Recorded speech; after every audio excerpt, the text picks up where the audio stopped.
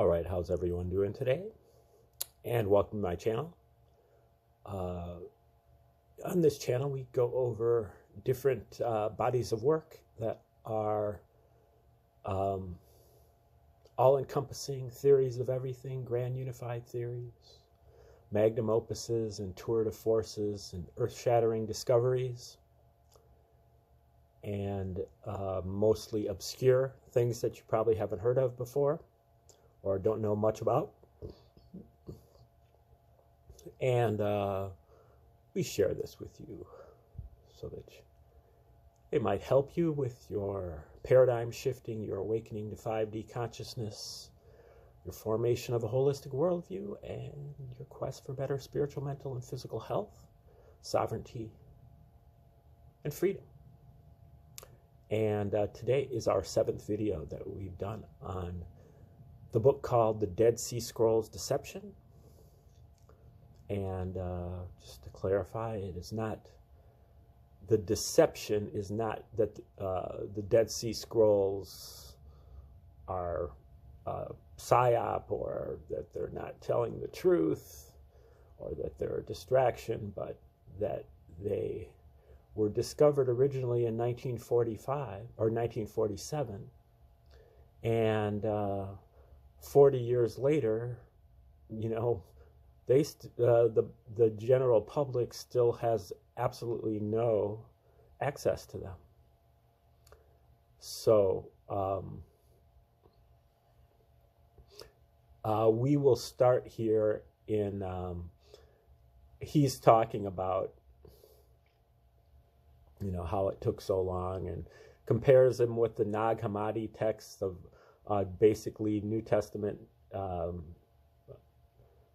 looking documents that were probably written in the 3rd or 4th century.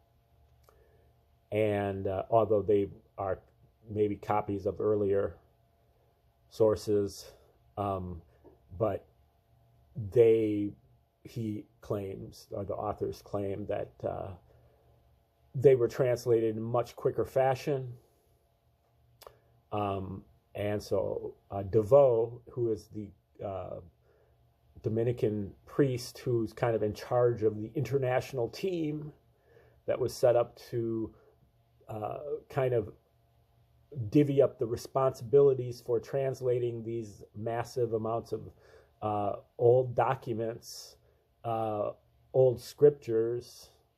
Some of them are in a shambles. They're in 1,000 different pieces, but some of them are much more, researcher friendly. And so DeVoe has just written a letter to John Allegro, who is an English scholar who is kind of like the only renegade of the group of the international team. He's kind of like the guy that is kind of calling, alerting other people that there's a problem here, and wondering what the hell is going on. And so DeVoe wrote a letter to him that said, the date scheduled for Strunel's concluding volume. In the same letter, DeVoe stated that work on the original text would be finished by June 1960. This letter was written in 1959, March 1959, so just a year and 3 months. And after which they would be turned over to the various institutions that had paid for them. Today, more than 30 years after DeVoe's letter, this book was written in 1991. Survivors of his team and its new members still cling to the scrolls in their possession, insisting on the need for continued research. And it is worth repeating, what has been voluntarily released is, for the most part, of least importance. So it really sounds like there's something that they're trying to hide.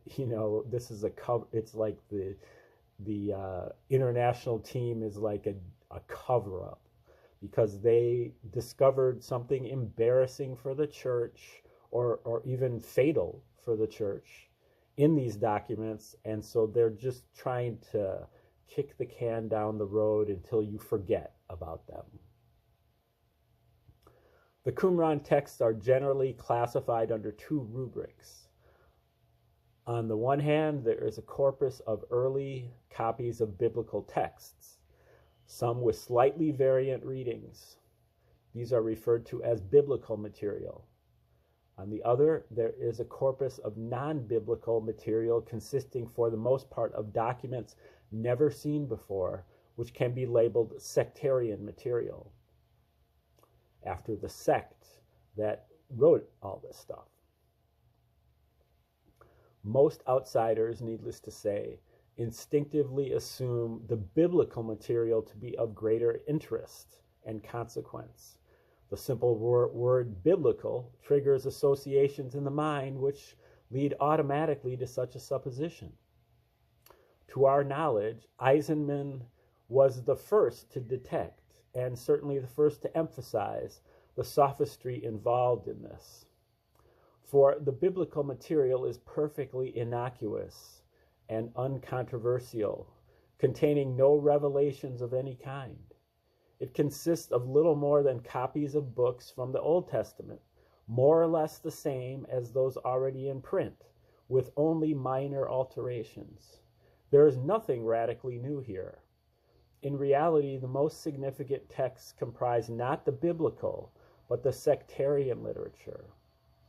It is these texts, rules, biblical commentaries, theological, astrological, and messianic treatises that pertain to the sect alleged to have resided at Qumran and to their teachings.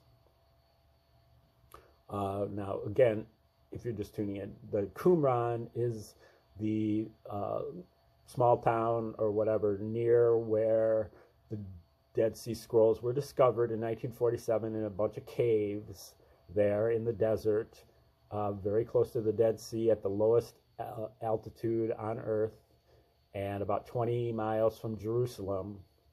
And they found all of these old biblical texts that they have dated from, say, 200 BC to 68 AD. And these are, they found all copies of all of the Old Testament texts except for one. And then they found all of the sectarian material.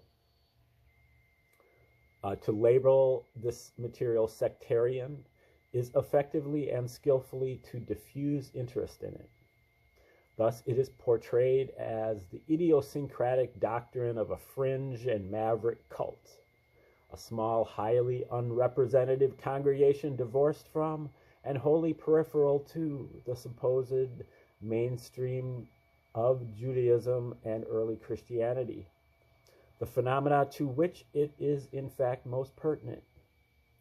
Outsiders are thus manipulated into accepting the consensus that the Qumran community were so-called Essenes, and that the Essenes, while interesting as a marginal development, have no real bearing on broader issues. The reality, as we shall see, is very different, and the perfunctorily dismissed sectarian texts will prove to contain material of an explosive nature indeed. Chapter 3 is called The Scandal of the Scrolls. Ironically enough, it was not a biblical scholar, not an expert in the field, but an outsider who first detected something suspect in the international team's position. The outsider was the distinguished American literary and cultural critic Edmund Wilson, whom most university students in Britain and the States will have encountered through his work in fields far removed from Qumran and first century Palestine. He is known for his own fiction, for I Thought of Daisy, and particularly Memoirs of Hecate County, or Hecate County. I think that's a Greek, some kind of Greek god, but maybe a goddess. Not sure. You can tell me if you know. He is known as the author of Axel's Castle, an original and pioneering study of the influence of French symbolism on 20th century literature. He is known for To the Finland Station, an account of Lenin's machinations and the Bolsheviks' hijacking of the Russian Revolution. And he is known for the grotesque, highly publicized literary feud he precipitated with his former friend Vladimir Nabokov by presuming to challenge Nabokov's translation of Pushkin's Evgeny Onegin, or Eugene Onegin. I think that's Alexander Pushkin's most famous novel that he, so this Nabokov is a Russian, and this guy Edmund Wilson is challenging his translation of the novel. As his controversy with Nabokov demonstrated, Wilson had no compunction about venturing into waters beyond his officially acknowledged expertise. But perhaps it was just such recklessness that Qumran research required, the perspective of an outsider, a man capable of establishing some kind of overview. In any case, Wilson, in 1955, wrote a lengthy article for The New Yorker on the Dead Sea Scrolls, an article which, for the first time, made the scrolls a household phrase and generated interest in them from the general public. In the same year, Wilson expanded his article and published it as a book, The Scrolls from the Dead Sea. 14 years later, in 1969, this text was expanded again to encompass new material and was reissued at virtually twice the length. To this day, it remains one of the basic and most popular investigative works on the Qumran scrolls by an outsider. But even if Wilson was an outsider in the realm of biblical scholarship, he was certainly no mere amateur or dabbler. Not even DeVoe's international team could impugn his integrity or his high seriousness. Wilson was thus able, on behalf of the literate public, to call them in some sense to account. As early as 1955, Wilson detected a desire on the part of the experts to distance the Qumran scrolls from both Judaism and Christianity.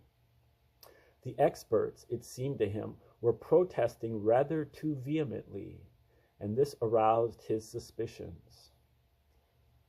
Quote, "As soon as one sets out to study the controversies provoked by the Dead Sea Scrolls, one becomes aware of a certain tension.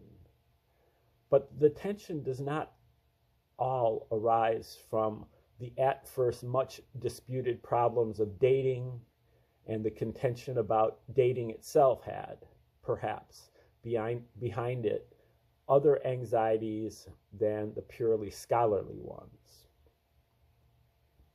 Wilson stressed how much the scrolls had in common with both rabbinical Judaism, as it was emerging in the 1st century AD, and with the earliest forms of Christianity. And he noted a marked inhibition on the part of both Judaic and Christian-oriented scholars to make the often obvious connections. Quote, "One would like to see these problems discussed, and in the meantime, one cannot but ask oneself whether the scholars who have been working on the scrolls, so many of whom have taken Christian orders or have been trained in the rabbinical tradition, may not have been somewhat inhibited in dealing with such questions as these by their various religious commitments. one feels a certain nervousness, a reluctance to take hold of the subject and place it in historical perspective. In accordance with that's the end of the quote. In accordance with scholarly decorum, Wilson is, of course, being tactful, couching a fairly serious charge in the most diplomatic of language. He himself had no compunction about taking hold of the subject and placing it in historical perspective. Quote, if, in any case, we look now at Jesus in the perspective supplied by the scrolls, we can trace a new continuity and, at last, get some sense of the drama that culminated in Christianity. The monastery of Qumran is perhaps more than Bethlehem or Nazareth, the cradle of Christianity. End quote. It is, alas, characteristic and typical of biblical scholarship, and particularly of scholarship associated with the scrolls, that such a connection should be made, not by the experts in the field, but by an astute and informed observer. For it was Wilson who gave precise and succinct expression to the very issues the international team endeavored so diligently to avoid. These imputations about the bias of most biblical scholars were echoed to us personally by Philip Davies, professor of biblical studies at the University of Sheffield and author of 2 books on the Qumran material. As Professor Davies pointed out, most scholars working with the scrolls were, and for that matter still are, Christian-oriented, with a background primarily in the New Testament. He knew a number, he said, whose research sometimes conflicted painfully with their most passionately held personal beliefs, and questioned whether objectivity in such cases was really possible. Professor Davies stressed the perennial confusion of theology with history. All too often, he said, the New Testament is taught not just as the former, but also as the latter, as a literal and accurate account of first-century events. And if one takes the New Testament, the Gospels and the Acts of the Apostles, as incontrovertible historical fact, it is impossible to do scholarly justice to the scrolls. Christian doctrine, in effect, dictates the agenda. Because Edmund Wilson was an outsider, the international team could get away with adopting towards him an attitude of patronizing condescension. He was too distinguished to be insulted or abused, but he could be ignored or dismissed superciliously as an intelligent and well-intentioned amateur who simply did not understand the complexities and subtleties of the issues involved, and who, in his alleged naivete, might make rash statements. It was thus that many scholars were intimidated against saying what they actually believed.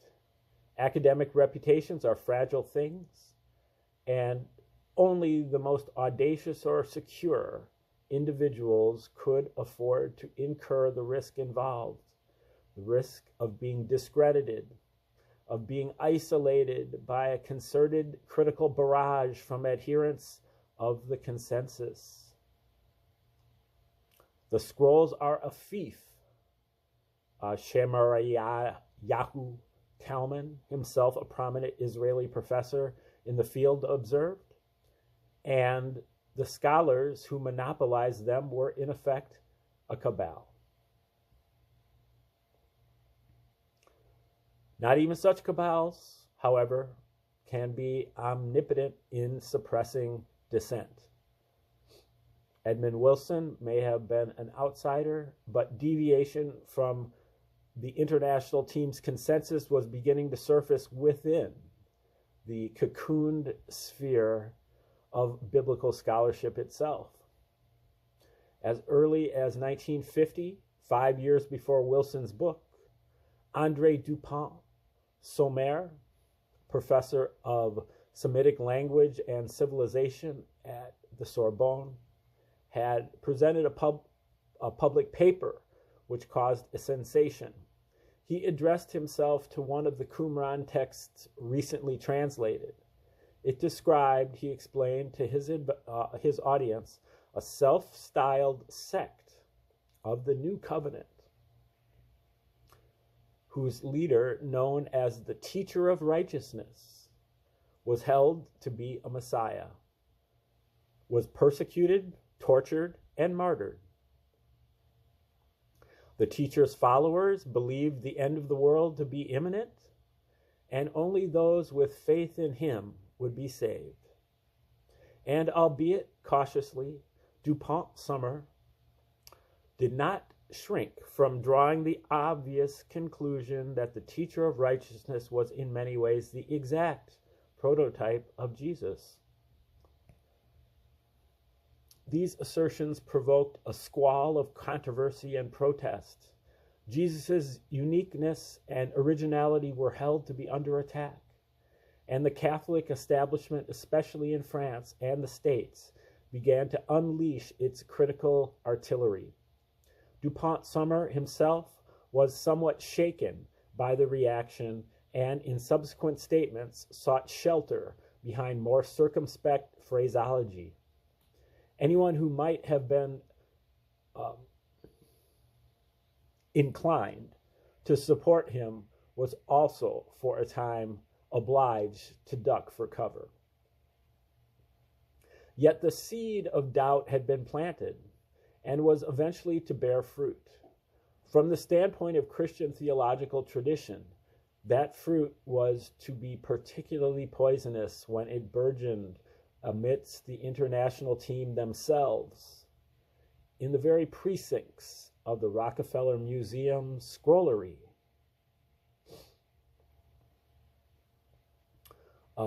At this point in the book, there are several pictures that are pretty interesting.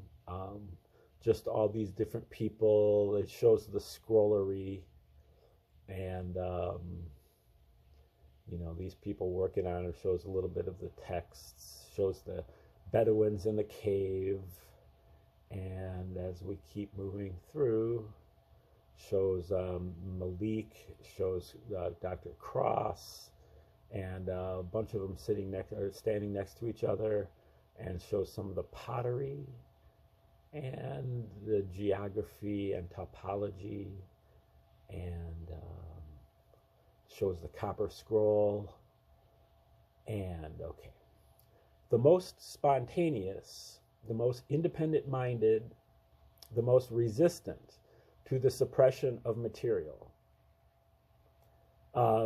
Now we're talking about, I missed 2 lines here. Among the scholars of Father DeVoe's original international team, perhaps the most dynamic, original, and audacious was John Marco Allegro. Certainly he was the most spontaneous, the most independent-minded, the most resistant to suppression of material.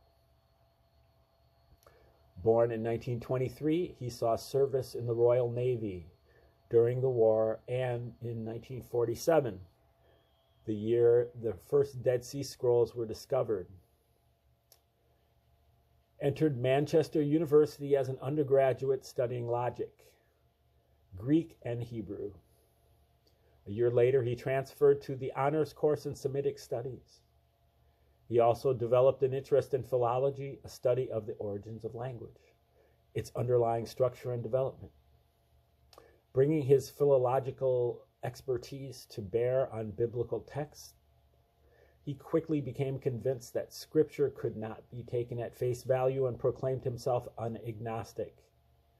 In June 1951, he graduated with a B.A. First Class Honors in Oriental Studies, and the following year received his M.A. for his thesis, a linguistic study of the Balaam oracles in the Book of Numbers. Back then, like Oriental Studies meant anything, east of Europe, I think. In October of that year, he enrolled in the doctoral program at Oxford under the supervision of the distinguished Semitic scholar, Professor Godfrey R. Driver. A year later, Driver recommended him for the international team, then being assembled by DeVoe, and Allegro was assigned the crucial material found in Cave 4 at Qumran.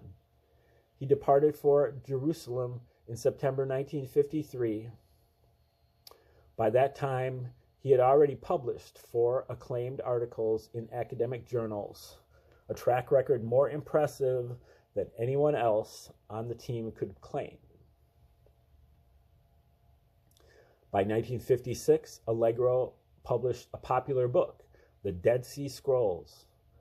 Following this, in 1968, with his own research on the texts and fragments of Cave 4, in the 5th volume of the definitive Oxford University Press series, Discoveries in the Judean Desert. At this point, Allegro was one of the most esteemed and prestigious figures in the field of biblical scholarship. Yet within 2 years, he was to abandon his colleagues on the international team, turn his back upon the academic world, and resign his university post at Manchester. He was also to be vilified and discredited. What had happened?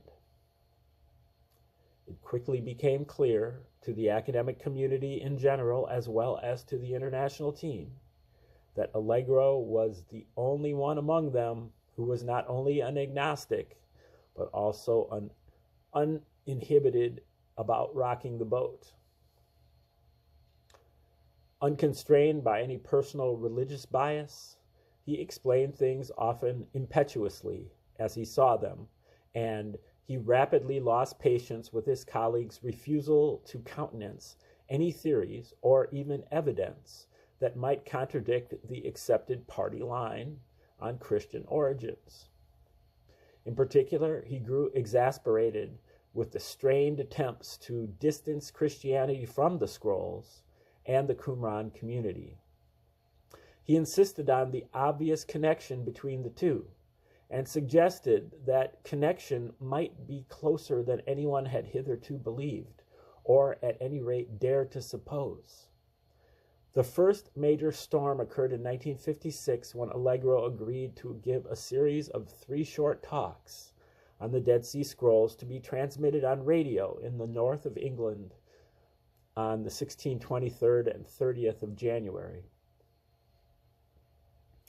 1956. It was clear that he intended to accelerate the tempo of scroll research by injecting an element of excitement and controversy. Quote, "I think we can look for fireworks," he wrote imprudently to John Strignell, who was then in Jerusalem. That statement, as Allegro failed to appreciate, was bound to set alarm bells ringing in the Catholic-dominated scrollery. Oblivious of this, he went on to say that, quote, "Recent study of my fragments has convinced me that Dupont-Sommer is right more than he knew, or is more right than he knew." At the time, apparently, Strignell was considering a career in the church. Allegro quipped, quote, "I shouldn't worry about that theological job if I were you. By the time I finish, there won't be any church left for you to join." End quote. Allegro's first and second broadcasts attracted little attention in Britain, but the second was written up by the New York Times, which misunderstood and misquoted him, yet generated a flurry of debate. The third talk, broadcast on the 30th of January, was followed on February 5th by an article in the New York Times, which could not but cause a sensation. Quote, a headline, "Christian Bases Seen in Scrolls." The headline proclaimed, quote, The origins of some Christian ritual and doctrines can be seen in the documents of an extremist Jewish sect that existed for more than 100 years before the birth of Jesus. This is the interpretation placed on the fabulous collection of the Dead Sea Scrolls by one of an international team of 7 scholars, John Allegro, said last night in a broadcast that the historical basis of the Lord's Supper and part at least of the Lord's Prayer and the New Testament teaching of Jesus were attributable to the Qumranians. End quote. That same article hinted at trouble to come, quoting a Catholic scholar as saying that, quote, any stick now seems big enough to use against Christianity, quote, provided it could be used, quote, to dislodge belief in the uniqueness of Jesus, end quote. Allegro, in fact, was beginning to trespass on very sensitive territory indeed. On February 6, Time magazine ran an article entitled Crucifixion Before Christ. 2 days later, the Times reported that 3 American religious leaders, one Jewish, one Catholic, and one Protestant, had joined forces to refute Allegro and warn against any attempt to depict the Essenes as precursors of Christianity. I'd like to know if any of those 3 people had even read any of the Dead Sea Scrolls. Instead, they just attacked the guy. He's the one who's read them. You haven't. All this controversy was, of course, finding its way back to DeVoe, together with requests that something be done. Allegro, however, appears to have been almost naively insouciant. On February 9th, he wrote to DeVoe claiming he was being accused of saying the most astonishing things, some of which are true, and are indeed astounding. Others come from the bosoms of eager reporters. Okay, we're going to leave it right there.